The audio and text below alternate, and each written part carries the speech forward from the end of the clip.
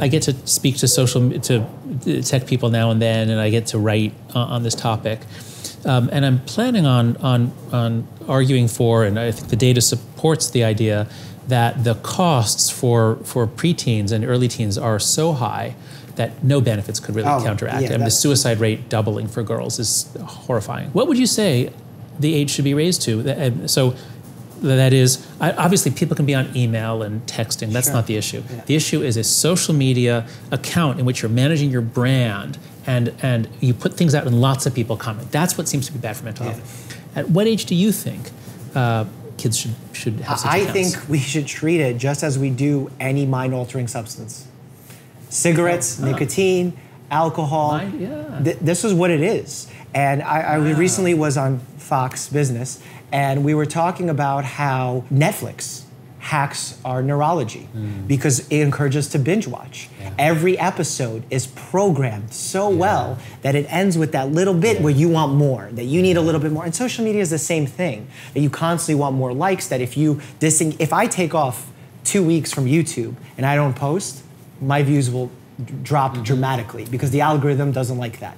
So they're essentially... The algorithm doesn't like that. Yes. We must please the algorithm. It's a god. This is classic addiction. Yeah. And this has been talked about not even by myself, but by everyone else. But I see it in my friends who have changed as a result of social media. And some have...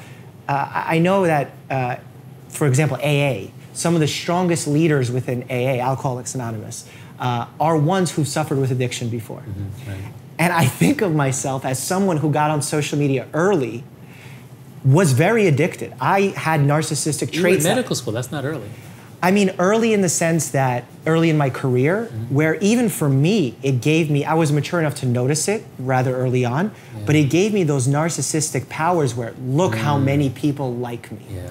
And doing that to someone whose mind hasn't developed, there's side effects to that. Right. Which is why, for example, vaping is such a huge problem in the teenage community, because nicotine changes the development of the frontal cortex, our decision-making abilities. Right. So I think social media is just another vape. No, that's beautifully put.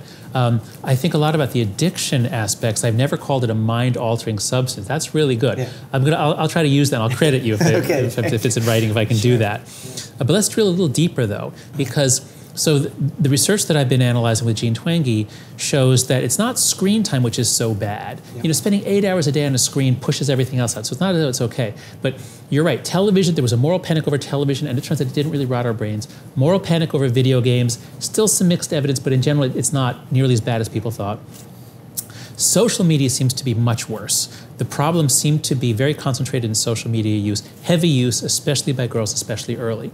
So to take your Netflix example, my sense is that Netflix is addictive in the way that you say, but you know the key thing about addiction is the speed at which you get the reinforcement. So with Netflix, it's TV or movies, and then there's that crucial moment when you're influenced to click again or to let it run, whatever it is. But that happens every 20 minutes or 40 minutes, whatever it is.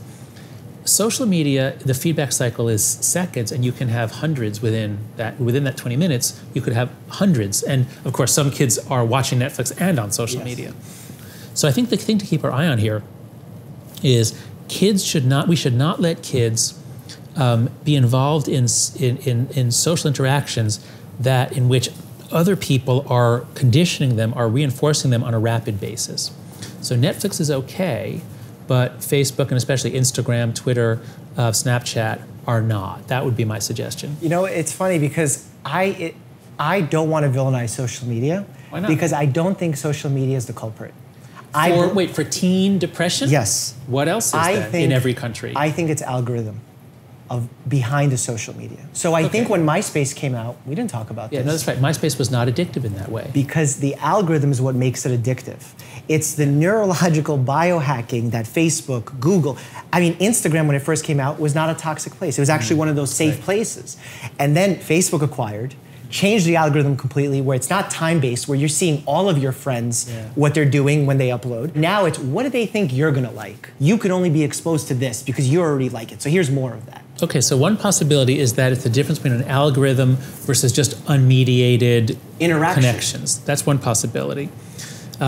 Another is that it's the degree to which it fosters self-presentation and brand management of kids. A third is the degree to which it subjects kids to rapid behaviorist Skinnerian type conditioning by other kids. Those are three separate things. Yeah. Perhaps there are forms of social media, perhaps we'll find out that of those three, maybe one is really bad and one's not so bad. So there may be forms of social media that are not unhealthy for kids. I personally doubt it, because even, let's take Instagram, which is much nicer than, say, Twitter. Yeah. But apparently, the big problem for girls especially is that it's so nice. Look at this nice shot of me on vacation. Look at this nice shot of me having fun with my friends. I mean, everyone's having a great life except for me. So what do you do about that? How could you have social media that isn't just constant social comparison? I think because it's new, it's that. And I think already I'm seeing a shift away from it. I do feel like the pendulum will swing in the opposite direction, where people will sort of fight back against that, sort of.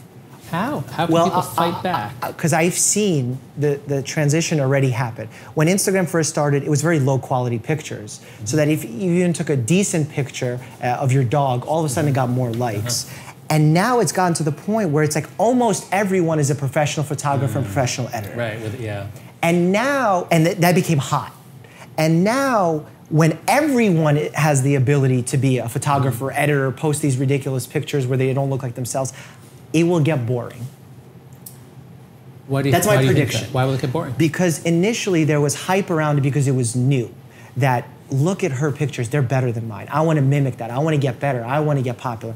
And now, even I see this in the influencer marketing place. If, let's say, you're a popular girl, model that posts bikini photos, which is quite popular on Instagram, now the competition has gotten so intense that your value of what you do has dropped significantly. And it's not because your value as a human dropped, but your value on this site has dropped. Which means your value as a human as far as you perceive it. And what's happening, those people now get less of a reward from that website.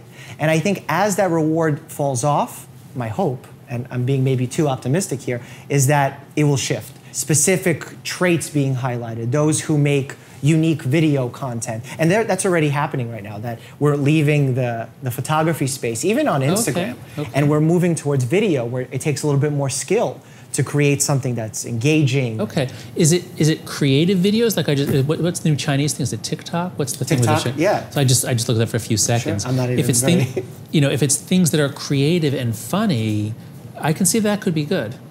If it's here's me presenting my brand, now I'm in a 15-second video rather than a selfie, I think this is just going to be bad. I think that I look at who's become popular on social media, and there's a lot of folks who are toxic to the community that have become mega famous. I mean, to the tune of making 20+ million from selling T-shirts. Wow, in a year. Yeah, in a year. Good Lord. Yeah, forget about all the other endorsements that they get. So this is ridiculous figures that we're talking about here. And wow, winner-take-all market, that's what... Here's why I think in that way. Because less of those people have come up in the last 5 years. Oh, okay. So we're getting less superstars who are just superstars because they're themselves or they act wacky. Now people who are becoming popular for a reason. They're talented at singing, they're creative, they do videos well, they read books and they share information. And I hope that trend will continue, that we continue seeing more of that.